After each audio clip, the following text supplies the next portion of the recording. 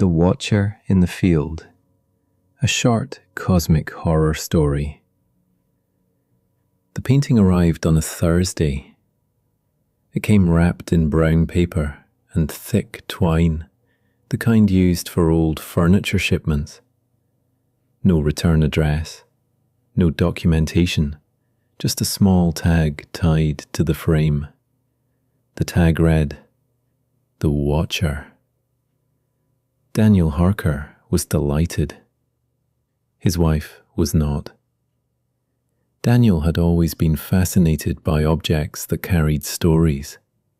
Haunted relics, cursed heirlooms, forgotten artifacts. His house had slowly filled with them over the years.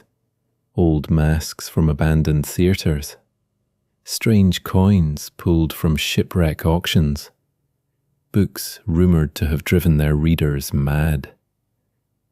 Most of it was nonsense, of course, but the mystery was irresistible. And this painting felt different. He had purchased it from a private auction listing that vanished hours after the sale.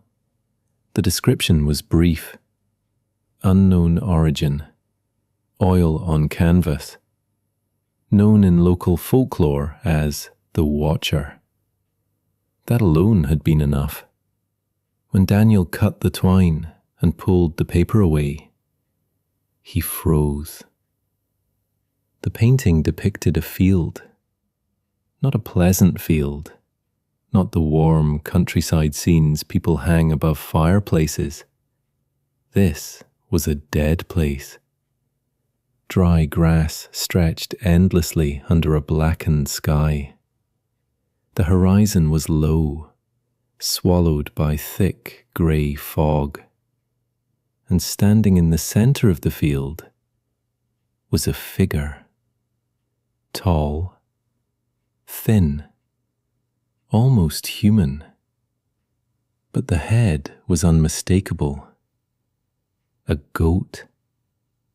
Long, curved horns framed a skull-like face, and its body was covered in dark strokes of paint that looked almost like tangled fur. The creature stood upright, arms hanging loosely at its sides. Its head was tilted, as if it were examining whoever looked at it. Daniel felt a chill crawl across his shoulders. Then he laughed. "Strange thing," he said aloud. His wife, Miriam, refused to let it stay in the living room. "Put it in the study," she told him. "I don't want the kids looking at that thing." So the painting went into Daniel's office. And for the rest of the evening, Daniel studied it. At first, it was simply fascinating. The brushwork was unusual. The figure looked rough and unfinished in places, as if the painter had stopped halfway through detailing the creature. But the longer Daniel looked, the stranger it felt. He could have sworn the figure had been farther away before. He dismissed the thought quickly. Optical illusion, he decided. Artists sometimes manipulated scale to create the feeling of movement. Still, the next time he looked away from the painting, he felt something uncomfortable settle in his stomach. When he turned back, the figure looked slightly larger. Daniel leaned forward in his chair. He studied the horizon. Yes, he was certain of it now.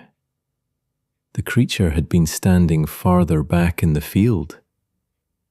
Now, it appeared closer. Daniel chuckled again, but this time the sound was forced. "Very clever," he muttered. That night he returned to the study several times. Each time he checked the painting, each time the creature seemed closer. Not dramatically, just enough to make him doubt his own memory. On the fourth visit, Daniel noticed something else. The head tilt had changed. It was subtle, but the goat figure now appeared to be looking directly at him. A quiet unease crept into the room. Daniel stood there for nearly 3 minutes, staring into the painting. The longer he looked, the more details emerged.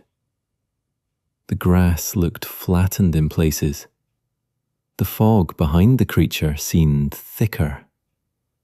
And the creature's eyes, they were dark. Too dark, like holes cut into the canvas. Daniel suddenly became aware of something. The room was silent, completely silent. Even the house felt still. He looked away for just a moment, and when he looked back, the creature was touching the edge of the frame. Daniel felt his heart lurch. Its long arm was raised, fingers pressing against the painted boundary as if testing the canvas. And the head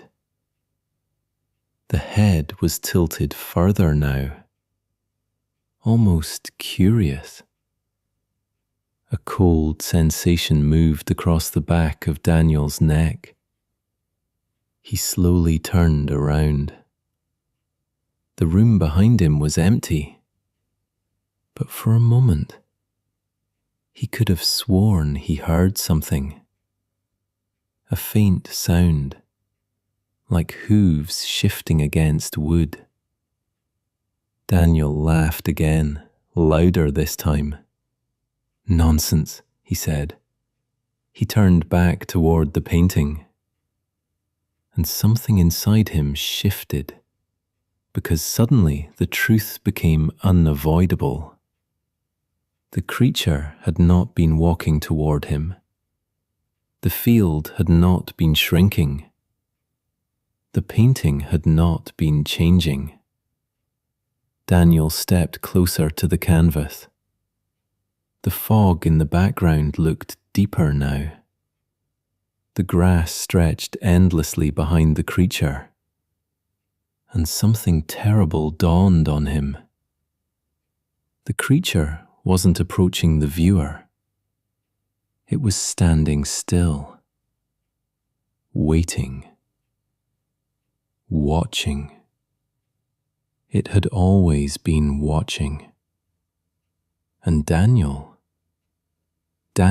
was the one moving. A horrifying thought pushed into his mind. What if the painting wasn't showing a creature inside it? What if it was showing something observing the outside world? Daniel leaned in, staring into those black eyes. For a long moment, nothing happened. Then, Daniel blinked, just once. When his eyes opened again, the creature was gone. The field was empty. Daniel felt his stomach drop.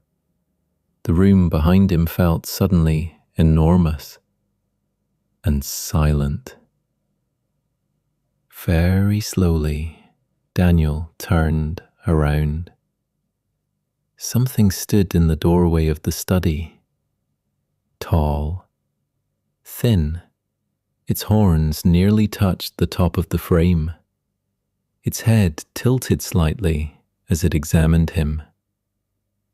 Daniel tried to scream, but the creature stepped forward, and the sound that filled the room was not a scream. It was the sound of canvas stretching. Daniel Harker was never seen again. His wife searched the house that night when he failed to come to bed. She eventually entered the study.